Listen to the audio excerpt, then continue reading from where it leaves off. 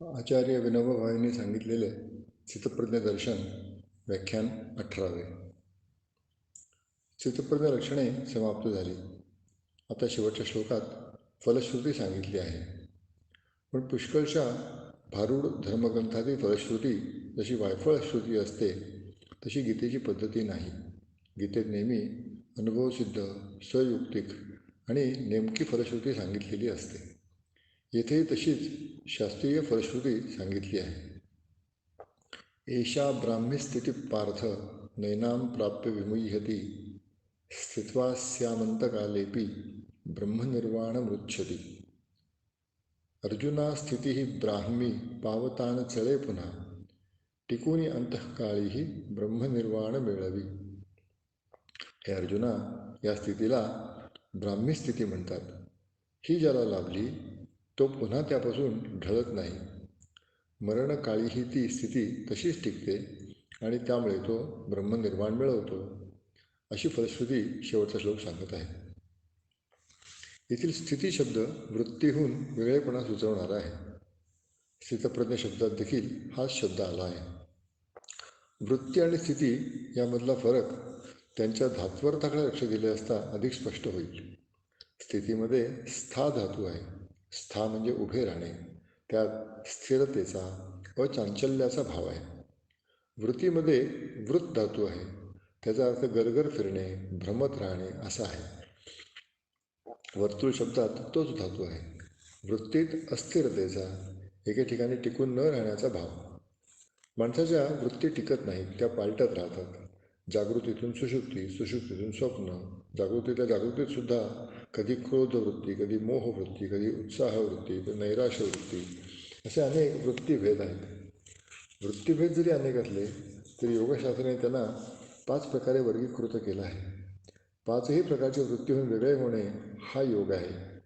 त्याला साधनभूत 8 पायऱ्या सांगितल्या आहेत. त्यातली शेवटची पायरी समाधी अर्थात ध्यानसमाधी. पण ध्यानसमाधी म्हणजे योग नव्हे, कारण ती एक वृत्तीच आहे, पण ती शेवटची वृत्ती. शेवटची वृत्ती खरी, पण तो योग नव्हे. योग म्हणजे सर्व वृत्तींचा अभाव, अथवा जास्त नेमक्या भाषेत सर्व वृत्तींच्या प्रभावाचा अभाव. समाधी म्हणजे ध्यानवृत्तीचा परिपाक. एरवी माणसाची वृत्ती विक्षिप्त म्हणजे चंचल किंवा धावती तरी असते किंवा शून्य तरी असते.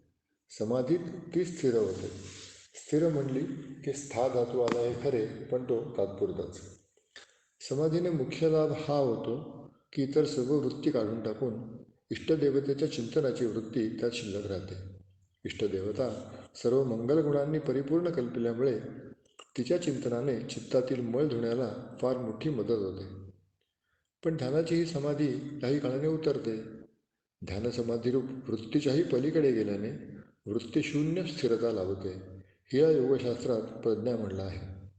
तीच प्रज्ञा स्थिरावली म्हणजे चित्त सहजच निर्मळ, प्रसन्न, शांत व आत्मनिष्ठ राहते. हीच ब्राह्मी स्थिती होय. ही स्थितप्रज्ञेची नेहमी टिकणारी सहजावस्था. समाधीची वृत्ती आणावी लागते, तिच्यातून व्युत्थान होते. व्युत्थान म्हणजे चलन. तसे येथे व्युत्थान नाही. ही ब्राह्मी स्थिती व ध्यानसमाधी यामधला फरक तो आपण पूर्वी आरंभालाच पाहिला, तोच येथे अधिक विवरला आहे. ब्राह्मी स्थिती नित्य आहे. ती प्राप्त झाल्यावर पुन्हा चलन नाही. नैनां प्राप्य विमुह्यति, पुन्हा मोह नाही. इतर ज्ञानाप्रमाणे आत्मज्ञानात पुन्हा ये रे माझे मागल्या नाही. ज्ञान व ध्यान यांच्यात तर भेद आहेच, पण आत्मज्ञान व ज्ञान यांच्यातही भेद आहे. ध्यान कृत्रिम असते, ती एक मुद्दाम स्वीकारलेली वृत्ती असते. ज्ञान तसं कृत्रिम नसतं, ते मुद्दाम स्वीकारलेलं नसतं. हा ज्ञान आणि ध्यान यांच्यामधला फरक आहे. पण इतर सर्व ज्ञाने आणि आत्मज्ञान यांच्यातही महत्त्वाचा फरक आहे. मी भूगोलाचा अभ्यास केला, परीक्षा संपली, आता ते ज्ञानाची गरज उरली नाही, ते विसरले. काशीला असताना त्या प्रांतातील आगगाड्यांचे वेळापत्रक लक्षात होते, आता प्रयोजन नाही, विसरलो. हे ज्ञान बाह्य विषयांचे असल्यामुळे त्याचे बुद्धीला ओझे होते. त्याचा उपयोग असेल तोपर्यंत बुद्धी ते ओझे वाहते, गरज संपली की फेकून देते. अशा अवंत ज्ञानाचे बरेच मोठे ओझे बुद्धीवर लादणे हे जाड्या विद्वत्तेचे लक्षण मानले जाते. जाडी विद्वत्ता म्हणजे बुद्धीवर फार मोठे ओझे लादून तिला कमकुवत करणे. अशा जाड्या विद्वत्तेने बुद्धीला जडता व जाडेपणाच यायचा. परमेश्वर करो व अशी जाडी विद्वत्ता कुणालाही न लाभो. आत्मज्ञानाचं तसं नाही. आत्मज्ञान हे ओझे नाही. ध्यानाची गोटी अगदीच निराळी. आपण उपमा देतो, दृष्टांताने विषय स्पष्ट करतो, रूपकाचा उपयोग करतो, चित्रे काढतो. हे सगळे ध्यानाचेच प्रकार. एका वस्तूवर दुसऱ्या वस्तूचा आरोप करणे ध्यान आहे. एखाद्या संकेताला वस्तूचं प्रतिनिधी समजणे हे ध्यानाचे तत्व आहे. म्हणजे ध्यान हे बनावट आहे. कागदावर क पा ट ही अक्षरे लेखणीने काढतो आणि लाकडी कपाटाचा आरोप त्या अक्षरांवर करतो. हे ध्यान. त्याने ज्ञान वाढत नाही. त्याचा वाङ्मयाबाहेर स्वतंत्र उपयोगही नाही. त्या अक्षराच्या कपाटात तुपाची बरणी ठेवता येत नाही. ते फक्त एका वस्तूचे चित्र किंवा प्रतीक आहे. निरनिराळ्या भाषात अशी निरनिराळी प्रतीके एकाच वस्तूची राहतील, पण एखाद्या संकेताला वस्तूचे प्रतिनिधित्व देणे हे शेवटी बनावटच. ध्यानाप्रमाणे बाह्य विषयाचे ज्ञान बनावट नसले तरी ते आत्म्याच्या बाहेरच्या असल्याने त्याचे बुद्धीवर ओझे होते. ही अमुक वनस्पती, हिचे अमुक गुणधर्म, ते काही मी तिच्यावर लादलेले नाहीत हे खरे. अर्थात ते वस्तुज्ञान आहे, पण बाहेरचे. ते आता मला लक्षात ठेवावे लागणार आहे. आत्मज्ञानाचे तसे नाही. ते बनावटी नाही, तसे बाहेरचेही नाही. म्हणून ते एकदा लाभले की कायमचे लाभले.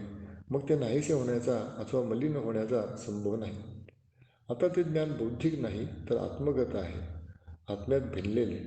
ते कोणत्याही उपायाने आता उतरणार नाही. याचेच नाव नैनाम प्राप्य विमुह्यति. स्थित्वास्यामंतकालेपि, अंतकाळी सुद्धा या स्थितीत टिकून या शब्दाचा अर्थ काय? कुणी त्याचा असा अर्थ करतात की शेवटच्या काळीही ब्राह्मीस्थिती टिकवली पाहिजे. माणसाचा अंतकाळ कठीण मानलेला आहे. त्यावेळी आपली स्थिती टिकवणे सोपे नसते. तेव्हा इतक्या प्रयासाने संपादन केलेली स्थिती आयत्या वेळी म्हणजे शेवटच्या घटकेला न टिकली तर सारेच मुसळ केरात जाईल. अंतकाळी गाडे गडगडले की कडेलोटच व्हायचा. म्हणून आमरण आणि मरण्याच्या वेळीही ती स्थिती टिकवण्याची काळजी घेतली पाहिजे अशी विशेष सूचना या वाक्यातून घेतली जाते. पण हा अर्थ नीट नाही. अंतकाळाचे महत्त्व आहे ही गोष्ट खरीच. त्यासाठी साधकाने शेवटपर्यंत जागरूक असले पाहिजे हेही खरे. म्हणून गीतेने 8व्या अध्यायात प्रयाणकालीन साधना सविस्तर सांगितली आहे. आणि ही प्रयाणकालीन साधना शक्य होण्याला जन्मभर तसा अभ्यास करीत राहिले पाहिजे अशी सूचनाही तेथे देऊन ठेवली आहे. पण हे सर्व साधकाच्या अवस्थेला लागू आहे. ब्राह्मी स्थितीला ते लागू नाही. ब्राह्मी स्थितीचा घटकाभर अनुभव येईल आणि मग कदाचित ती स्थिती जाईल. म्हणून तिला टिकवायला सतत प्रयत्न केला पाहिजे अशी परिस्थितीच नाही. ब्राह्मी स्थिती ही वृत्ती नव्हे, ती निरंतर राहणारी अवस्था आहे. ती टिकवीत बसण्याची गरज नाही, ती टिकणारीच आहे. बिकट मानलेल्या मरणकाळीसुद्धा ती डळमळायची नाही असा अंतकालेपीचा अर्थ आहे. स्थिती या शब्दाचा अर्थ सुचवला तो नैनाम प्राप विमुह्यति या वाक्याने विवरला. तोच पुन्हा स्थित्वास्याम अंतकालेपी या वाक्यखंडाने विशद केला. ब्राह्मी स्थिती नेहमी टिकते, आपत्काळीही टिकते, मरणकाळीही टिकते. इतर ज्ञानाप्रमाणे ही विसरण्यासारखी नाही. एकदा एका माणसाला काही रोग झाला. त्याने इंग्रजीच्या बऱ्याच परीक्षा दिल्या होत्या. त्याच्या दीर्घकालीन व तीव्र रोगात तो ते सारे इंग्रजीचे ज्ञान अजिबात विसरून गेला असे आढळण्यात आले. कारण ते सारे ज्ञान आत्म्याच्या डोक्यावर थापलेले होते. रोगाने कमजोर झालेल्या बुद्धीने ते झुगारून दिले. हे ठीकच झाले. तसे आत्मज्ञानाचे नाही. ते वाटल्यास लाख जन्मात न लाभो, पण लाभल्यानंतर ओसरणार मात्र नाही. लाभलेले आत्मज्ञान जर अंतकाळीही टिकले तर ब्रह्मनिर्वाण मिळते असा जर तरचा प्रकार येथे नाही. जर तरच्या अर्थाला इथे वाव नाही हे सांगण्यासाठीच वस्तुतः हा श्लोक आहे. शंकराचार्यांच्या ध्यानात ही गोष्ट आल्यापासून राहिली नाही. म्हणून हा जर तरवाला अर्थ टाळण्याकरता त्यांनी निराळ्याच प्रकारे भाष्य केले. अंतकाळी म्हणजे शेवटच्या घटकेला जरी स्थिती लाभली तरी मनुष्य ब्रह्मनिर्वाण मिळवील असा त्यांनी अर्थ केला आहे. आचार्यांचे हे कथन सत्य आहे, पण या श्लोकाच्या शब्दातून तसा अर्थ काढण्याची गरज दिसत नाही. स्थित्वास्याम अंतकालेपी या शब्दाचं स्वारस्य त्यात नाही. ही अवस्था इतकी मजबूत व आढळ असते की ती महाबिकट मानलेल्या अंतकाळालाही दाद देत नाही. तेव्हाही गडबडच नाही असा या शब्दाचा झोक दिसतो. आचार्यांचा अर्थ हा अनर्थ नाही, पण शब्दाला दूरच आहे. ब्राह्मी स्थिती टिकवण्याचा प्रयत्न करण्याची गरज सुचवणारा अर्थ मात्र केवळ अर्थवाद म्हणावा लागेल. शेवटी ब्रह्मनिर्वाण मृच्छती या वाक्याने फलश्रुती सांगितली. स्थितप्रज्ञ शब्दाप्रमाणे ब्रह्मनिर्वाण शब्दही गीतेचा विशिष्ट शब्द आहे. ब्रह्मनिर्वाण म्हणजे ब्रह्मात मिसळणे, विरघळणे, लीन होऊन जाणे. ब्रह्मनिर्वाणाला जातो म्हणजे ब्रह्म कुठे दुसरीकडे आहे, त्यात लीन होण्यासाठी कुठेतरी जायचे आहे असा अर्थ नाही. माझा तो ब्रह्मात हा देहाभिमानाचा पडदा उभा असलेला बाह्यता दिसतो. तो पडदा नाहीसा होणे म्हणजे ब्रह्मात लीन होणे. ब्रह्म मी आधीचाच आहे. देहाभिमानाचा पडदा दूर करून ब्रह्मात लीन व्हावे, त्यात मिसळून जावे, यात मनुष्याचे जीवित साफल्य आहे. हे सुचवणारा शब्द ब्रह्मनिर्वाण. एकूण संपूर्ण जीवित व्यक्तिगत संसार, समाजसेवा, ज्ञानसंपादन, ध्यान वगैरे साधने सर्व या उद्देशाने करावी हे गीतेला या शब्दाने सुचवायचे आहे. ब्रह्म म्हणजे विशाल, व्यापक, संकुचित जीवन सोडून ब्रह्मरूप होणे हे ध्येय. एक जीव दुसऱ्याच्या मनाने मोठा, त्या मनाने तिसरा आणखी मोठा, असा जीवाजीवात तरतम भाव आहे. तरी पण जीव हा ब्रह्म्याच्या तुलनेने अति अल्प. काही झाले तरी तो परिमित, एका सीमेत बांधलेला. हा बांधलेपणा सोडून मोकळेपणा गाठणे, व्यापक होणे हे त्याचे ध्येय. तिकडे प्रगती करीत जाणे, उत्तरोत्तर व्यापकतर होत जाणे ही साधनेची दिशा. व्यापकतम स्थिती प्राप्त होणे म्हणजे ब्रह्मनिर्वाण. तेथे देहाचा पडदा नाहीसा होतो. तसे पाहिले तर देह हे साधकाला साधन आहे. काही काळ साधनेला तो उपयोगी होतो. पुढे मनुष्याची स्थिती जशी जशी व्यापक होत जाते तसतसा तो देहाला मागे टाकत जातो. या व्यापकतेच्या अभ्यासालाच प्रारंभिक अवस्थेत देह साधनीभूत होतो, पण पुढे प्रगत स्थितीत तो विघ्नरूप होऊ पाहतो. ज्ञान, ध्यान, उपासना, कर्मयोग या सर्वांना आरंभी देह उपकारक असतो, पण पुढे या सर्व साधनेचा परिपाक विश्वव्यापी साक्षात्कारात झाला म्हणजे सगळे आत्ममय दिसू लागायचे. या अनुभूतीनंतर देह निरुपयोगी होऊ लागतो. त्याही स्थितीत किंबहुना त्याच स्थितीत विशेषतः त्याच्याद्वारे लोकसंग्रह होताना दिसतो. लोकांच्या दृष्टीने तो लोकसंग्रह महान भासतो, परंतु ज्ञानीपुरुषाच्या स्वतःच्या दृष्टीने तो अल्प असतो. एखादा ज्ञानीपुरुष मेला म्हणजे आम्हाला वाटते मोठे नुकसान झालं. एवढ्या थोर लोकसंग्रहाला आपण मुकलो तरी पण त्याच्या मृत्यूतिथीला पुण्यतिथी म्हणावे लागते. आम्हाला तो पुण्यदिवस वाटत नाही. तत्वज्ञ संतांनी तो शब्द आमच्यावर लादलेला आहे. आम्ही तो निमूटपणे स्वीकारला आहे, पण त्या शब्दात अर्थ भरलेला आहे. ती वस्तुतः पुण्यतिथीच असते. ज्ञानीपुरुषाच्या खऱ्या लोकसंग्रहाला त्या दिवसापासून सुरुवात होते. त्यापूर्वी होणारा लोकसंग्रह वास्तविक अति अल्प असतो. ज्ञानीपुरुषाचा झाला तरी हा एवढासा देह, तद्वारा किती लोकसंग्रह होऊ शकेल? पण तो लोकसंग्रह शरीराद्वारे होत असल्याने प्रकट असतो, दिसतो. या दर्शन मोहामुळे ज्ञानीपुरुषाचा देह पडला म्हणजे आम्हाला वाटते फार मोठे नुकसान झालं. पण वस्तुस्थिती अशी आहे की सर्व भूतांच्या सेवेत शेवटी शरीर आडवे येत असते. शरीराचा पडदा राखून सर्व भूतांशी समरस होणे शक्य नाही. शरीरामुळे सर्वांच्या हृदयात प्रवेश करण्याला आडकाठी येते. जोपर्यंत स्वतःला विशिष्ट हृदय असणे हे दुसऱ्याचे हृदय ओळखण्याचे साधन असते, तोपर्यंत शरीर हे उपयोगाचे आहे. मला स्वतःच्या भूकतहान, सुखदुःख इत्यादी अनुभवांवरून दुसऱ्याची स्थिती समजते, म्हणून आत्मोपम्याची साधना करायला अवसर लागतो. माझे हृदय जोपर्यंत दुसऱ्याची स्थिती करण्याचे माप असते तोपर्यंत शरीराचे काम असते. पण सर्वभूत हृदयाचा साक्षात्कार झाला, तादात्म्याची अनुभूती आली म्हणजे विशिष्ट देह, विशिष्ट इंद्रिये, विशिष्ट मन, विशिष्ट बुद्धी, विशिष्ट हृदय हे सारे विशिष्टे बाधक होतात, उपाधी ठरतात. म्हणून त्या सर्व उपाधी तोडून, देहभाव फोडून सर्वभूत हृदयाशी तादात्म्य पावणे, अनंतात लीन होणे, ब्रह्मात विरघळून जाणे हे अंतिम ध्येय लक्षात घेण्यासारखे आहे. यालाच ब्रह्मनिर्वाण म्हणतात. बौद्धांनी यातला ब्रह्मशब्द काढून फक्त निर्वाण शब्द स्वीकारला. बौद्धांना निषेधक भाषा आवडली एवढाच त्याचा अर्थ. मनुष्याने आपलेपणा सोडावा, अहंतेचे मडके फोडून टाकावे एवढ्याचा सूचक हा निर्वाण शब्द. माणूस मेला म्हणजे आपण त्याच्या नावाने मडके फोडतो. हा एक विधी हिंदू धर्मशास्त्राने लावून दिला आहे. त्याच्या मुळाशी कल्पना अशी की हा आता मेला तर म्हणवतो पण तो खरोखरच मरू दे. त्याच्या वासनांचे मडके फुटू देत. त्याच्या अहंतेचा नाश होऊ दे. शरीराची राख करण्याचाही हेतू हाच. बाप मेला, त्याला पुरले. थडग्यावर आंब्याचे झाड लावले, त्याला आंबे लागले. माझ्या बापाच्या थडग्यावरील हे आंबे. आईला शेतात पुरले, लिंबाचे झाड लावले. या लिंबाला माझ्या आईच्या हाडाचे खत मिळाले आहे. या मोहातून सोडवण्यासाठी दहनाची क्रिया. ही दहनक्रिया एक महान विचारांची खूण आहे. मेलेले माणूस कोणत्या ना कोणत्या रूपाने मला चिकटून राहो, हा मोह कशाला पाहिजे? मी काय असा परीस लागलो आहे की मला चिकटून राहिल्याने याच्या जीवाचे सोने होईल? मेल्यानंतरही माणूस कोणत्या ना कोणत्या रूपात शिल्लक राहो, अशा बुद्धीने माणूस पुरून त्याला ओटा बांधणे, निदान त्या ठिकाणी झाड लावणे, काही नाही तर पाठीच लावणे, म्हणजे मेल्यानंतर त्याला पुन्हा पकडून ठेवण्याचा प्रयत्न करण्यासारखे आहे. म्हणून दहनाचा मार्ग स्वीकारला. तरी स्मारके होतच आहे. जाळून राख करा म्हणजे साफ नाहीसा होईल. अशा प्रकारच्या निषेधक भावाचा द्योतक म्हणून बौद्धांनी निषेधक शब्द पसंत केला. माणसाचा मोह त्या देहाबरोबरच नाहीसा व्हावा, तो शून्य व्हावा म्हणून बौद्धांनी फक्त निर्वाण शब्दच घेतला. वैदिकांनी ब्रह्मनिर्वाण असा विधायक शब्द घेतला. वैदिकांना विधायक भाषा आवडली.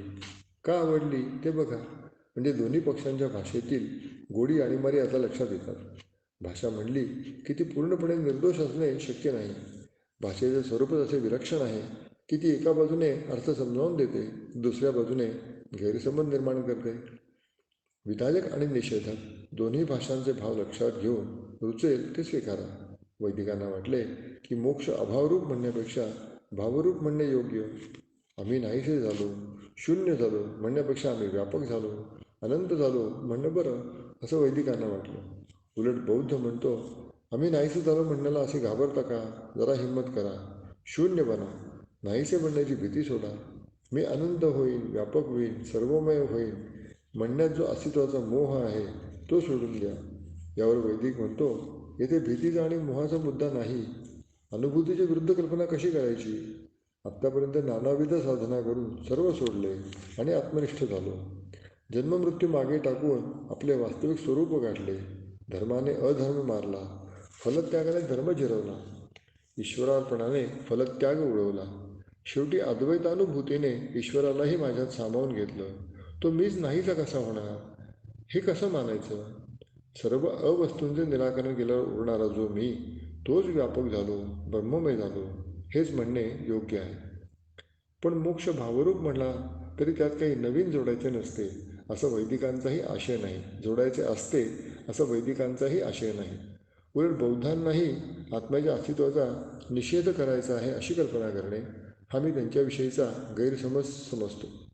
असा अनेकांचा गैरसमज झाला आहे, मोठ्या मोठ्यांचा झाला आहे, तरी पण तो गैरसमज आहे. बौद्धांना मीची भाषा नको आहे, व बाकी जे काय असेल ते असे नका. म्हणून हा भाषाभेद मुख्यतः रुचिभेदामुळे झालेला आहे असे समजले पाहिजे. त्यात अर्थाच्या दृष्टीने मला तरी काही विशेष भेद वाटत नाही. बौद्धांना मीचा कंटाळा आहे ही चांगलीच गोष्ट आहे. अनेक हीन अनुभवांनी बरबटलेला मी हवाच कशाला? आणि खरोखर ब्रह्मनिर्वाण शब्दात त्याला कुठे जागा दिली आहे? सूक्ष्म पाहिले असता ब्रह्मनिर्वाण हा शब्द केवळ विधायक नाही, तो निषेधक अर्थाला पोटात गुंडाळून विधायक आहे. तो उभय अर्थाचा संग्राहक अशा कल्पनेनेच गीतेत योजला आहे. ब्रह्मनिर्वाण म्हटल्यानंतर मी गेला, ब्रह्म उरले, त्यात भिण्यासारखे काहीच नाही. जेथे शब्दच खुंटले तेथे शब्दासाठी काय वाद घालायचा? गीतेच्या भाषेत मी तर असं म्हणेन की एकम ब्रह्म च शून्यंच यः पश्यती स पश्यती. जो ब्रह्म आणि शून्य एक पाहतो तोच पाहतो. म्हणून ब्रह्मनिर्वाण शब्दाने सर्व वादच संपवला आहे. ओम तत्सत ब्रह्मार्पणमस्तु.